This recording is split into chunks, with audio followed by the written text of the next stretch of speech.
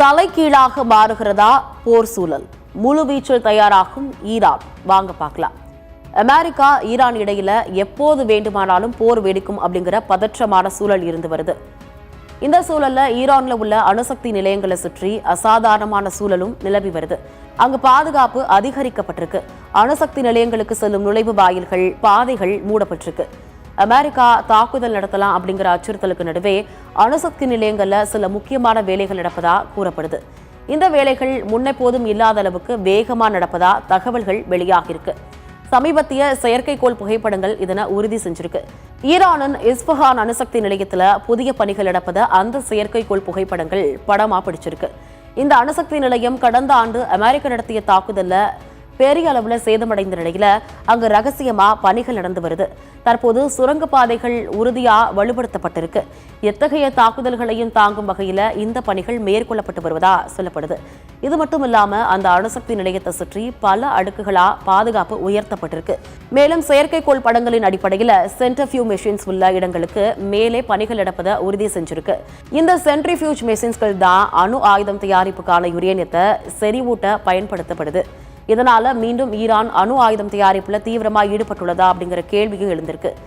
Iran 408 kilo செறிவூட்டப்பட்ட uranium வச்சிருக்கு.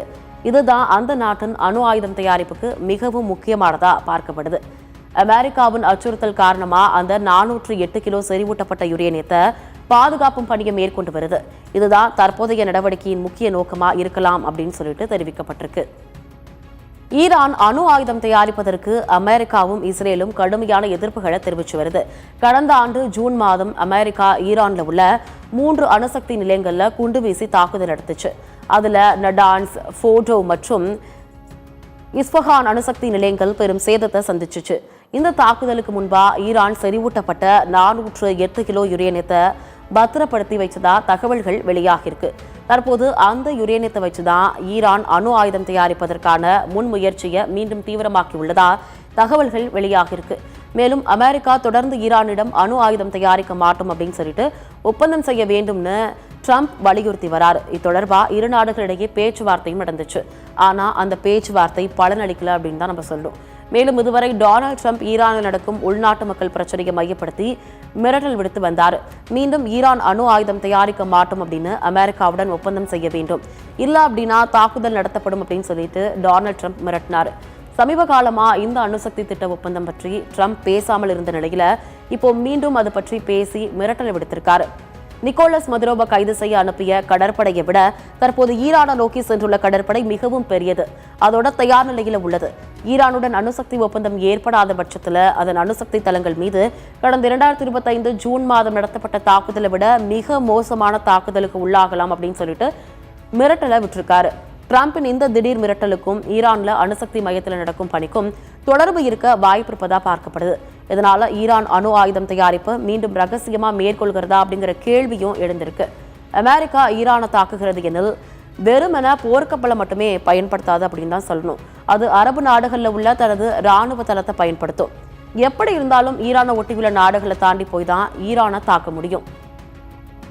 ஈரானை தாக்க எங்கள் வான்வெளியை பயன்படுத்த அனுமதிக்க மாட்டோம் அப்படின்னு அசர்பைஜான் தெரிவிச்சிருக்கு. யுஏஇ வெளியுறவு அமைச்சகம் வெளியிட்ட அதிகாரப்பூர்வ அறிக்கையில ஈரானுக்கு எதிரான எந்த ஒரு விரோதமான ராணுவ நடவடிக்கைக்கும் எங்கள் வான்பரப்ப, நிலப்பரப்பு அல்லது கடல் பகுதியை பயன்படுத்த அனுமதிக்க மாட்டோம் அப்படின்னு சொல்லிட்டு தெரிவிச்சிருக்கு. அதே போல சவுதி அரேபியாவின் பட்டத்து இளவரசர் முகமது பின் சல்மான் ஈரானிய அதிபருடன் நடத்திய பேச்சுவார்த்தையில எந்த திசையில இருந்து தாக்குதல் வந்தாலும் ஈரானுக்கு எதிரான ராணுவ நடவடிக்கைகளுக்கு சவுதி அரேபியாவின் வான்பரப்பை பயன்படுத்த எக்காரணம் கொண்டும் அனுமதிக்க மாட்டோம் அப்படின்னு சொல்லிட்டு உறுதியளிச்சிருக்காரு. கத்தார் மற்றும் ஓமன் ஆகிய நாடுகளும் அமெரிக்காவிடம் தங்கள் எதிர்ப்பை பதிவு செஞ்சிருக்காங்க. இந்த நாடுகள் எல்லாம் அமெரிக்காவின் நட்பு நாடுகள் தான். இவை ஈரானுக்கும் எதிரிகள் தான். இருப்பினும் ஈரான் வசம் மிகவும் பயங்கரமான ஆயுதங்கள் இருக்குது. அவற்றை பயன்படுத்தி பக்கத்து நாடுகளை ஈரான் தாக்குச்சு அப்படின்னா ஹார்முஸ் ஜலசந்தி வழியா நடக்கும் சர்வதேச எண்ணெய் வர்த்தகம் பாதிக்கப்படும். இது அரபு நாடுகளின் வருவாயில கை வைப்பதற்கு சமமா பார்க்கப்படுது. எனவேதான் வேறு வழியின்றி ஈரானுக்கு சப்போர்ட் செய்யறாங்க. இதனால போர் சூழல் தலைகீழா மாறுகிறதா அப்படிங்கிற கேள்வியும் எழுந்திருக்கு.